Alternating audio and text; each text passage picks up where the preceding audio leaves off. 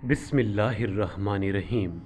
अस्सलाम वालेकुम वज़ाइफ मीडिया के प्यारे दोस्तों, हम उम्मीद करते हैं कि आप तमाम हज़रात खैरियत से होंगे और हमारी अल्लाह रब्बुल इज़्ज़त से दुआ है कि अल्लाह पाक आप तमाम बहन भाइयों को अपने हिफ्ज़ व अमान में रखे। अरफा अरबी ज़बान का लफ्ज़ है। ये अरब सरज़मीन की वो जगह जहाँ हाजी तवक्कुफ़ करते हैं। इस जगह को अरफात के नाम से जाना जाता है क्योंकि ये जगह पहाड़ों के दरमियान है। अरफा माह ज़िलहज की 9वीं दिन को कहा जाता है, जिसकी दीन इस्लाम में बड़ी फजीलत और बड़ी अहमियत है।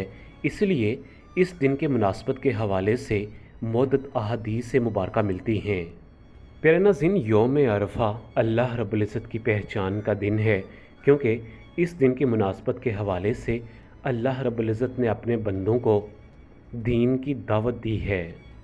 इस दिन तमाम हजाज कराम अरफा के मकाम पर जमा होते हैं और अल्लाह रब्बुल इज़्ज़त से तौबा इस्तग़फ़ार करते हैं और सच्चे दिल के साथ अल्लाह रब्बुल इज़्ज़त की बारगाह में दुआएं मांगते हैं। कुरान और हदीस में ज़िलहज के पहले 10 दिनों की बड़ी फजीलत और बड़ी अहमियत बयान की गई है। लिहाजा एक समझदार इंसान को यही चाहिए कि वो इन 10 दिनों को कभी भी ज़ाया मत करे और इन 10 दिनों में अपने रब को मना ले। सैयदना अबू क़तादा रज़ियल्लाहु तआला अन्हु से रवायत है कि एक आदमी नबी करीम सल्लल्लाहु अलैहि वसल्लम के पास आया और पूछा कि आप सल्लल्लाहु अलैहि वसल्लम रोज़ा कैसे रखते हैं। इस पर आप सल्लल्लाहु अलैहि वसल्लम गुस्सा हो गए, इसलिए कि यह सवाल बेमौका था। इस शख्स को ये लाज़म था कि वो यूँ पूछता कि मैं रोज़ा कैसे रखूँ। सैयदना उमर रज़ियल्लाहु तआला अन्हु उस मौका पर वहाँ मौजूद थे। आप रज़ियल्लाहु तआला अन्हु ने जब नबी करीम सल्लल्लाहु अलैहि वसल्लम का गुस्सा देखा तो उमर रज़ियल्लाहु तआला अन्हु ने अर्ज़ किया कि हम अल्लाह ताला के माबूद होने, इस्लाम के दीन होने और मोहम्मद रसूलुल्लाह सल्लल्लाहु अलैहि वसल्लम के नबी होने पर राज़ी हुए और हम अल्लाह और उसके रसूल सल्लल्लाहु अलैहि वसल्लम के गुस्से से पनाह मांगते हैं। प्यारे नाज़रीन, हदीस मुबारका में दर्ज है कि सैयदना उमर रज़ियल्लाहु तआला अन्हु बार बार इन कलमात को कहते थे कि यहाँ तक कि आप सल्लल्लाहु अलैहि वसल्लम का गुस्सा थम गया। फिर सैयदना उमर रज़ियल्लाहु तआला अन्हु ने कहा कि अल्लाह के रसूल सल्लल्लाहु अलैहि वसल्लम, जो हमेशा रोज़ा रखे वो कैसा है। इस पर आप सल्लल्लाहु अलैहि वसल्लम ने फरमाया, ना इसने रोज़ा रखा और ना अफ्तार किया। फिर कहा कि जो 2 दिन रोज़ा रखे और 1 दिन अफ्तार करे वो कैसा है। आप सल्लल्लाहु अलैहि वसल्लम ने फरमाया, ऐसी ताकत किसको है। फिर पूछा कि जो 1 दिन रोज़ा रखे और 1 दिन अफ्तार करे वो कैसा है। आप सल्लल्लाहु अलैहि वसल्लम ने फरमाया, ये रोज़ा दाऊद अलैहिस्सलाम का है। फिर पूछा गया कि जो 1 दिन रोज़ा रखे और 2 दिन अफ्तार करे।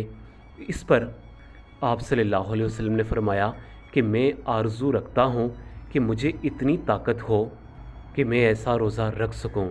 फिर रसूलुल्लाह सल्लल्लाहु अलैहि वसल्लम ने फरमाया कि हर माह 3 रोज़े और रमज़ान के रोज़े ये हमेशा के रोज़े कहलाते हैं, यानी इनमें बहुत ज़्यादा सवाब है।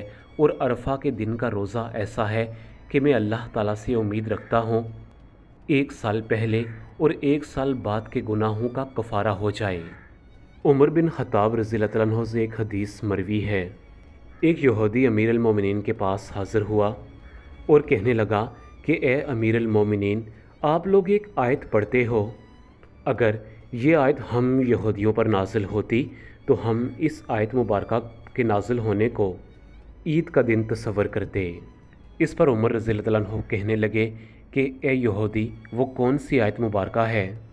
यहूदी ने वो आयत पढ़ी जिसका तर्जुमा ये है कि आज मैंने तुम्हारे दीन को तुम्हारे ऊपर कामल कर दिया और तुम पर अपना इनाम भरपूर कर दिया और तुम्हारे लिए इस्लाम में दीन होने पर मैं रज़ामंद हो गया।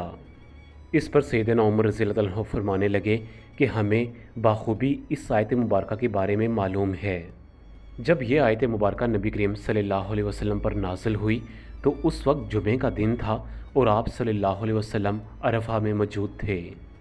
वज़ाइफ मीडिया के प्यारे दोस्तों, आपको ये तमाम अहादीस मुबारका इसलिए सुनाई गई हैं ताकि आपको यौम अरफा की फजीलत اور اس کی اہمیت کا اندازہ ہو، اور آپ ان دنوں میں خوب بھرپور عبادات کریں، روزے رکھیں۔ آپ نے اس دن روزہ رکھنا ہے جو کہ تقریباً 14 گھنٹے کا روزہ ہوگا، لیکن یقین جانیے کہ یہ روزہ آپ کے لیے 2 سال کے گناہوں کا کفارہ ثابت ہوگا۔ یاد رہے کہ ایسا عظیم اجر آپ سے کہیں ضائع نہ ہو جائے۔ اس کے ساتھ آپ کو ایک خوبصورت عمل بتانے جا رہا ہوں۔ اس عمل کو آپ نے یوم عرفہ کے دن کرنا ہے۔